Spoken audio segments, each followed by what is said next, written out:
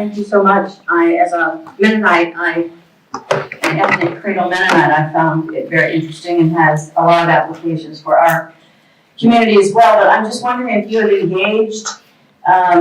you engaged the social scientists that have written about the Amish, and what has been their response to your work, to your approach? How much interaction have you had with those academics?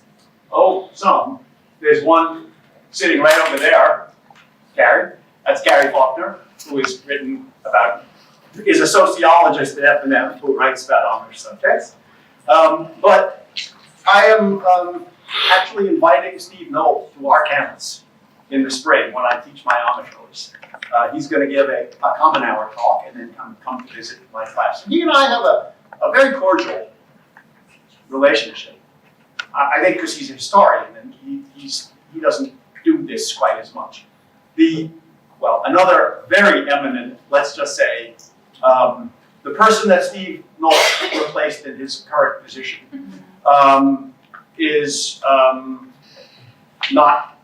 seems not to be particularly interested in having this conversation. Just some examples, right? Corey Anderson, who is the editor of the journal that Billig and I published in, is really quite interested in engaging some of these things. Steve Knoll recently told me, I really like talking to Elam. I wish I had more time to give him. Which I think Elam was surprised by that. So my question is, how do you respond to reporters who don't understand why Elam and I have an issue with Crickle's portrayal of us? We get this feedback like, how dare you attempt or even think that you should be able to know something about the Amish because we, non-Amish, are the experts. That's a very good question, and I think you. Question, okay. Oh yeah. How do we respond to reporters, for example, that challenge not only the existence of a interrogating conference like this, but the expertise and almost godly position of, I'll say, Bontrager, right? Who is the expert. And if you disagree with him, you gotta be wrong, right? Simply say, there's something very anti-intellectual about that attitude, right?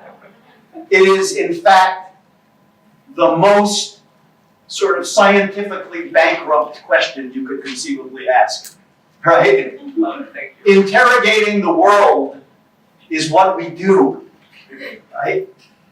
To say that this is off limits to the truth, excusez-moi, right? I might also say that, there are certain people who are particularly mired in 20th century functionalism. And in most of the social science academy, we've kind of left that way behind. Thank you. Yeah. Good enough ammunition, right? Over here. Hello. Oh yeah. Okay. I was wondering if you could talk about the ways in which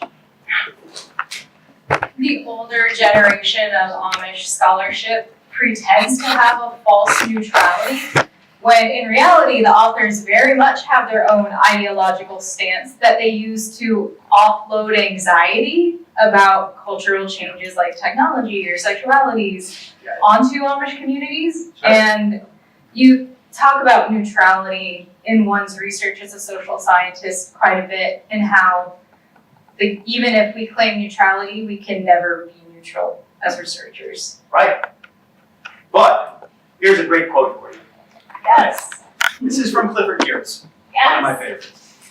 You got to follow this one carefully too. Right?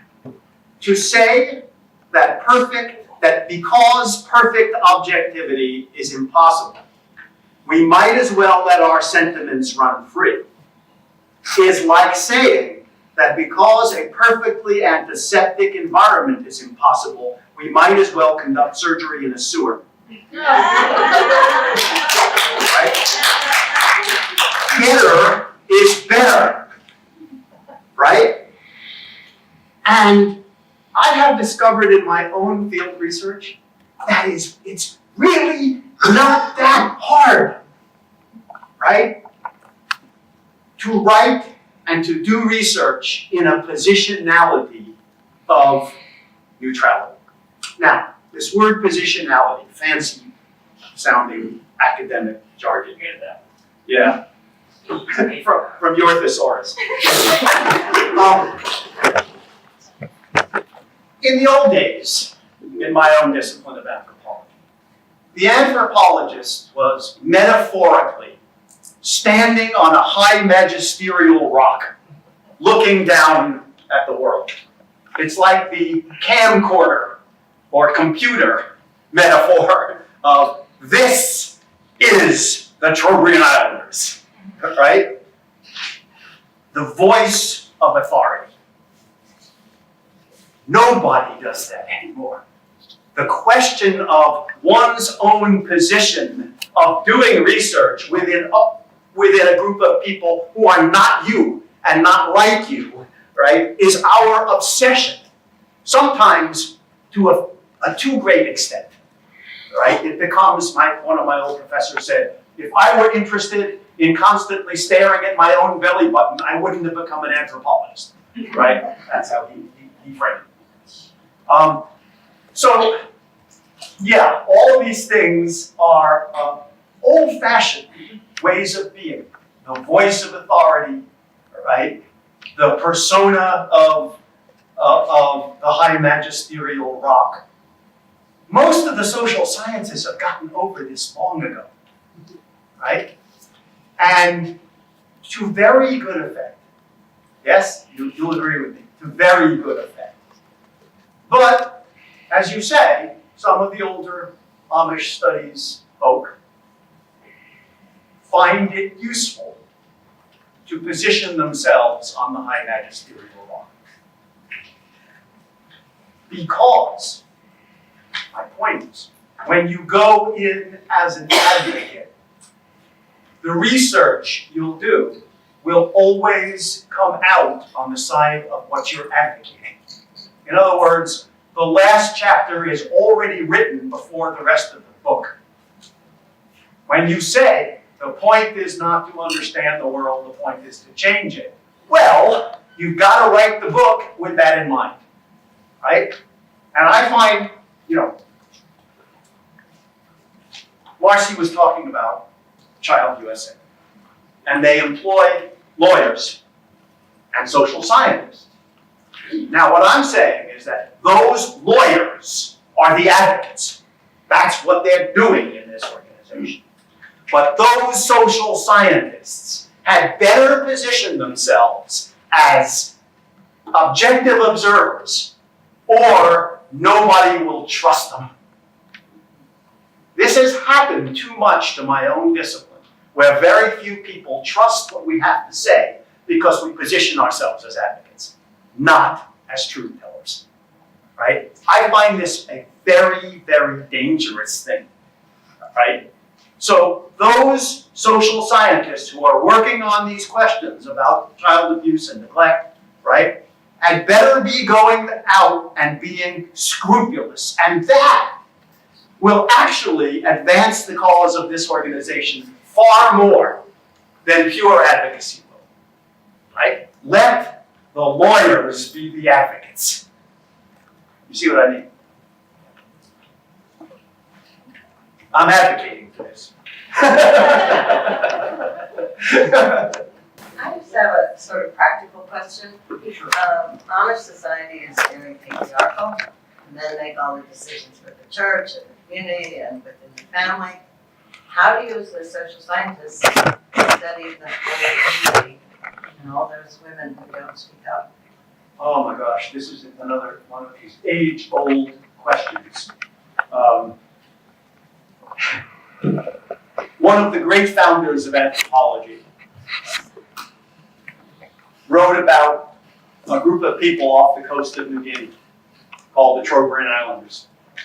And he wrote a magnificent volume after volume of great texts. In the 1970s, a young woman named Annette Weiner went out to that same place and realized, you know, I don't think he actually spoke to a single woman,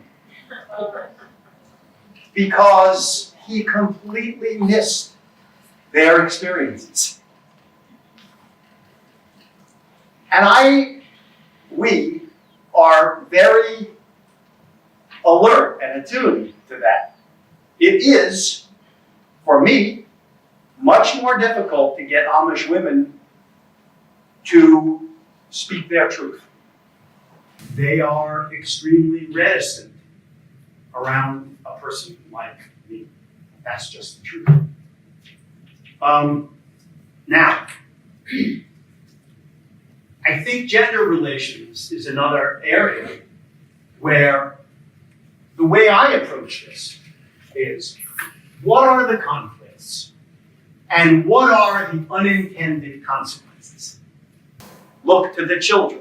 Look to the things that, you know, when you ask the bishops about gender relations, they'll give you a line. Now let's see what it looks like in the real world, right? Let's see, when you can, what women have to say about what makes up their lives, right? And do your best, right? Outsiders have this problem, but on the other hand, and there wouldn't be such a thing as anthropology if this weren't true. On the other hand, outsiders also see things that insiders can never see, right? I would love to have a Chinese anthropologist come and study my high school. How cool would that be, right? If anthropology were a more cosmopolitan discipline, right, and not just the discipline of Western people looking at the non-West, it would be so interesting to live in the world, right? But it isn't so. I have heard the concept, mainly from Brian Reed, is that his name? Yeah. On the universe. A professor at Torah and my alma mater. Oh, okay. He claims that just by observing, we change the nature of events. Yep. How do you respond to that? Life ain't perfect. Now, of course, he's getting that from physics. If you can change what electrons do, you can change what people do a lot more. So we social sciences have a much bigger problem than a cosmologist and mathematician would about this, right? There's no doubt about it. And that's why my discipline stresses long-term fieldwork, right? It's no longer the 2-week on a tourist visa. It cannot be. So let me get a little bit closer to that.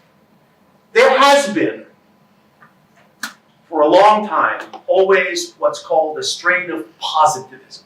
Positivism is the idea that the social sciences are sciences. They should emulate the methods and practices of physics and chemistry. And when we understand the laws of society, we can design a better world, right? That's the credo of positivism. Now, think economics. Think, traditionally, certain kinds of sociology, although this is changing, right? Qualitative sociologists, yeah, right, this is changing. Traditionally, the argument would go like this. The sociologist, you guys are nothing but anecdotal. You just talk to people and write about them, but you've got to cast the net broadly if you want to consider yourself scientists. So you go out and do surveys and grind the numbers statistically. You've cast the net broadly. And we say, we accept our anecdotalism. Anecdote is data. At least what we are doing, get this great phrase from Clifford Geertz, right? What we are doing is thick description. And what thick description? Of smaller units, of course. We are getting to know people. We are getting to know what's on their minds. We are speaking with them. Now, you can't do that for, say, Philadelphia, right? There you gotta do surveys and crunch the numbers. But for the small units within which we work, our descriptions are thick, as opposed to your descriptions, which are often radically thin. 93% of people fear murderers. No kidding. My grandma knew that, right? So that's the difference, right? We try our best to reach what Max Weber called verstehen, right? And by that he meant an empathetic understanding with our informants. And then, to the best we can, as honestly and objectively as we can, to write about their lives in an act of kind of translation for people who are not like them. Okay, sorry. This is quick. If I could just Go say, ahead. to address the gender issue, I mean, there are women anthropologists who are researching Amish women. Yep. I think that's how you get the women's story. Beth Grable's one of them. I've published on Amish women through qualitative research. Karen Johnson-Whiter is another one who's published. So I think you find them a lot less reticent than we might think in our stereotypes. Yep. For you.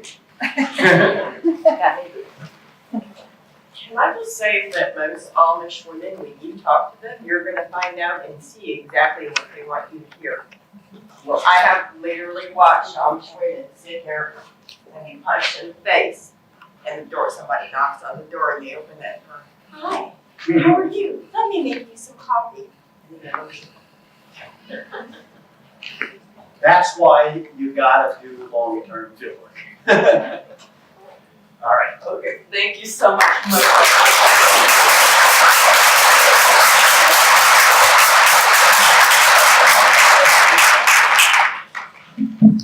Well, okay, we are going for a break right now, and we'll be back at 4:50. I will speak, and if people could please give me a chance to run to the bathroom and not make me wait for 15 minutes, I would appreciate it. Oh, awesome, thank you. I worked here for a while. Thank you.